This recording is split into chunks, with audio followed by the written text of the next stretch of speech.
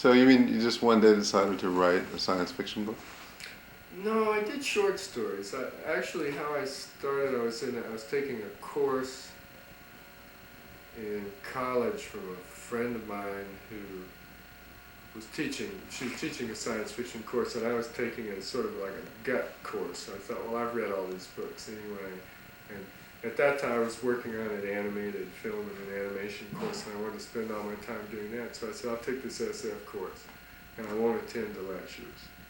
And I've already read the books, and I'll just slop through. And so I tried it that way, and then I went to her and said, "Listen, give me a break. I really, I don't have time to write a term paper for this. Just give me a pass." And she said, "Well, if you can't write a term paper, you have to write a story." I said, "Oh, okay." So I went home, and I think it took like 3 months to write this 12-page little story that I gave her, and she said, "Oh, that's okay, you should try to sell that." So I sent it somewhere, and I think I sold it for like $23 to this little pathetic little magazine that nobody ever saw, not like an amateur magazine from Boston. And so I was really happy when I sold it, but then I the cars from the Pulitzer Prize didn't appear outside the door, and I got all, less than $24, and nobody ever read it. So I just sort of let it, said, "Oh no, writing's not for me."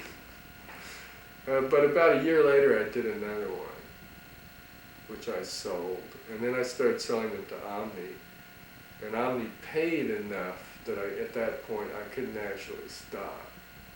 Like I'd get like $1,500 or something for the story, and it was the most money I knew how to get at one time, at that time. So I just kept doing them. And I didn't think I was going to do a book. I thought I would eventually do a novel, but I thought I was like 6 years away from it. And a guy commissioned me to do Neuromancer, a man named Terry Card, who had a series going where he went around and hired people to do first novels. And he was like a talent scout. And he had done this once before in the 60s, and it turned up a lot of people who became quite well-established science fiction writers. I think Ursula Le Guin started with Terry's first series of these books. And so he said, "Here, I'll give you some money to start, and you write me a novel, and if it's any good, I'll give you some more money when you give it to me." And it's, come back a year later. So I think I was like 6 months overdue on it, which is something I've sort of become famous for. I think I'm a little more overdue each time as the books get bigger and more complicated. But they published it, and I didn't expect anything. I expected it just to vanish, really. In some ways,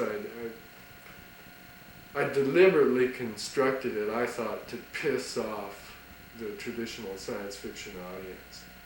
Because I think when I first went into it, I thought, okay, I'll try to write something that'll make them happy. And that made me really unhappy, so I decided I'd write something that was just, what I liked, which at that point I hadn't ever really seen anywhere. So I wrote Neuromancer, and they published it, and then suddenly it won every prize pretty well every prize that it could win in its year. And and I was completely flabbergasted, and we never got the kind of reactionary art shock and outrage that I was sort of hoping for.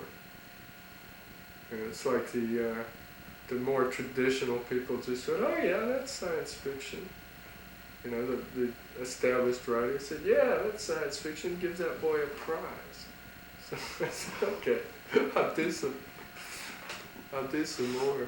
In fact, I only recently got the reactionary art shock outrage, and I had to be in an architecture show in San Francisco to get it.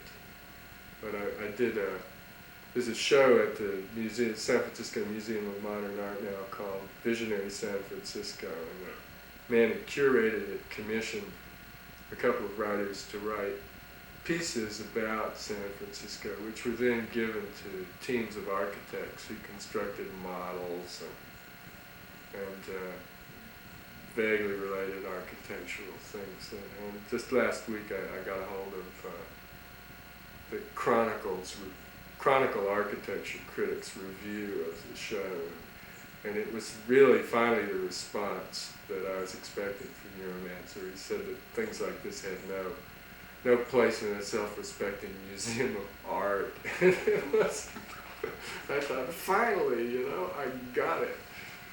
I made somebody angry. Because when I started, I didn't think what I was doing was particularly avant-garde, but I thought that science fiction per se had become so conservative that the Neuromancer would either be ignored or held up for special scorn. And I was sort of waiting for the special scorn, and they sort of brought me all these presents and offered me, said, take these prizes and write more books.